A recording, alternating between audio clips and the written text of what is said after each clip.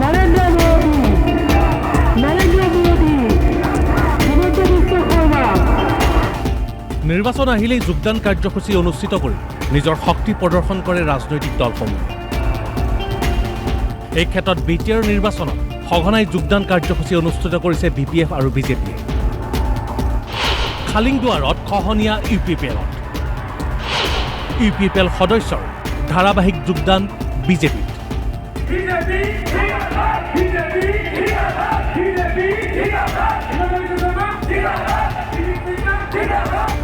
খালিংদুৱাৰ পৰিষদীয় সমষ্টিত ইউপিপিএলৰ পাৰিষদ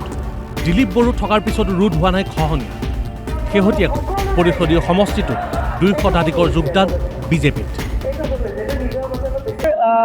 বৃহৎ এটা যোগদান কাৰ্যসূচী আছিল আমাৰ খালিংদুৱাৰ মণ্ডল সমিতিৰ উদ্যোগত তথা আমাৰ কিষাণ মৰ্চাৰ সহযোগত আজি চৈবাৰী শক্তি কেন্দ্ৰত বৃহৎ সংখ্যক যোগদান হৈছে আৰু আমাৰ এই যোগদান কাৰ্যসূচীত আমাৰ বিপিএফ দলৰ পৰা বিভিন্নজন ব্যক্তি আহিছে ইউপিপিএল দলৰ পৰা বিভিন্নজন ব্যক্তি আহিছে ইয়াৰ বিপৰীতে খৈৰাবাৰীত দৈনিক বিজেপি ত্যাগ কৰিছে বহু নেতা কৰ্মীয়ে অৰ্থাৎ খৈৰাবাৰীত বিজেপিৰ খহনীয়া অব্যাহত কেৱল বিজেপিৰেই নহয় খৈৰাবাৰীত ইউপিপিএলতো খহনীয়া শতাধিক বিজেপি ইউপিপিএল সদস্যৰ যোগদান বিপিএফত আজি সঁচাকৈ 123জন ব্যক্তি তেওঁলোকে বিজেপিৰ পৰা আহিছে ইউপিপিএলৰ পৰা আহিছে গতিকে আজি বিজেপি ইউপিপিএলৰ পৰা আমাৰ দলত যোগদান কৰিলে আমাৰ দলৰ নীতি আদৰ্শক ভাল পাই পেলাই সন্মানীয় হাগ্ৰামা মহিলাৰ দেৱৰ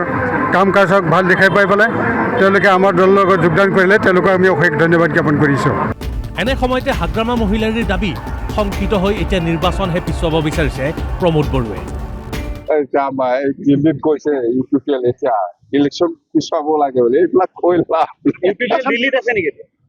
দিল্লীত আছেতো ইলেকশ্যন পিছুৱাব লাগে বুলি সেইকাৰণে কৈছে চব ইলেকশ্যনৰ কাৰণে যিখিনি প্ৰিপাৰেশ্যন ষ্টেট ইলেকশ্যন কমিশ্যনাৰে কৰি আছে আজিৰ দিনত দিল্লীত যাই পেলাই আৰু ইলেকশ্যন পিছুৱাব লাগে বুলি